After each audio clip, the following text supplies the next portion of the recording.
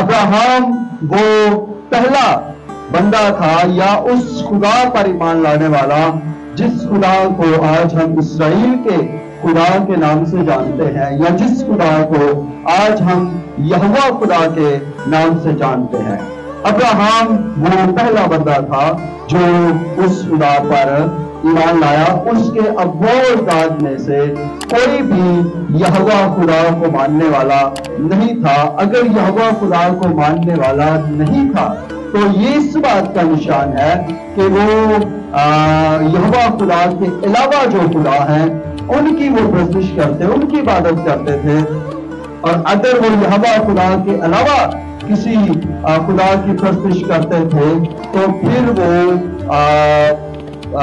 جو تھے وہ غیر خداؤں کو ماننے والوں میں شمار ہوتے ہیں۔ اور ہسٹری بھی بتاتی ہے کہ ابراہم جو ہے اس کے جو اباء و اجداد تھے وہ جو ہے وہ کیا کرتے تھے، وہ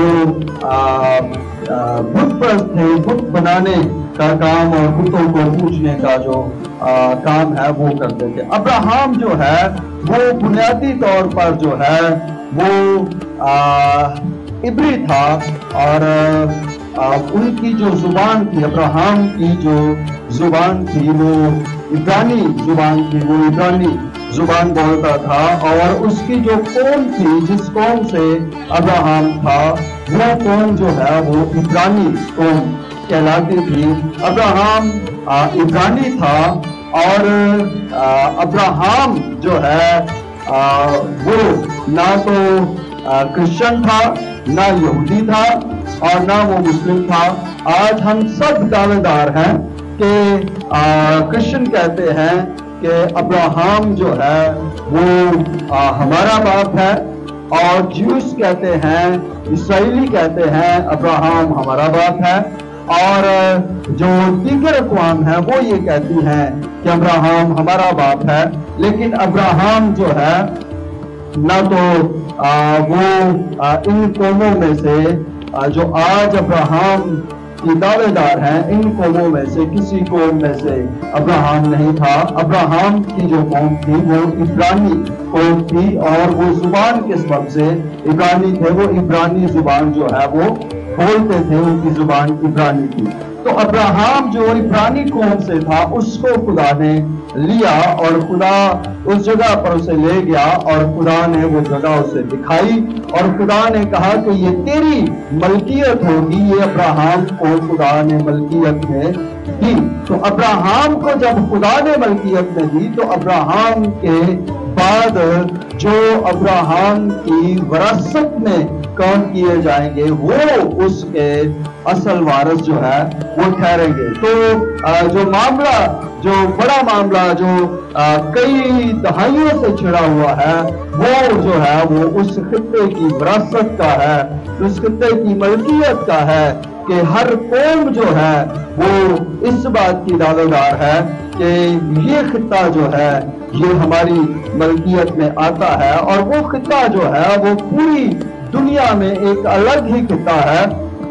اور ہر ایک جو سرکل میں بڑے جو مذاہب آتے ہیں ان کے وہاں پر نشانات ہیں، ان کے اباء و اجداد وہاں کسی نہ کسی زمانے میں جو ہے وہ آباد رہے ہیں، اور یہ سارا معاملہ جو ہے وہ وہاں پر جو ہے وہ چل رہا ہے۔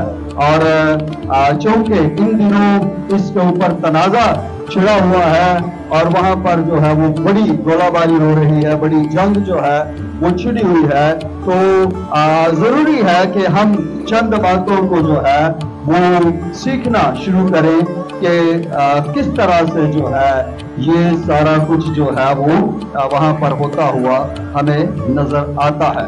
تو ابراہم چونکہ عبرانی تھا، اس کی زبان عبرانی تھی، تو دیگر قومیں جو ہیں کوئی اس طرف کو نکل گیا، کوئی اس طرف کو نکل گیا، کوئی اس طرف کو نکل گیا، لیکن ابراہم کے گھرانے کے ساتھ، اس کی وراثت کے ساتھ جو لوگ اٹیچ رہے ان کی بڑی نشانی جو ہے وہ یہ ہے کہ وہ وہی زبان بولتے ہیں जो अब्राहम की जुबान थी, और वही जुबान बोलते हैं जो अब्राहम की कौम की निशानदही करती थी। उसी जुबान को वो बोलते हैं, और वो जुबान इब्रानी जुबान है।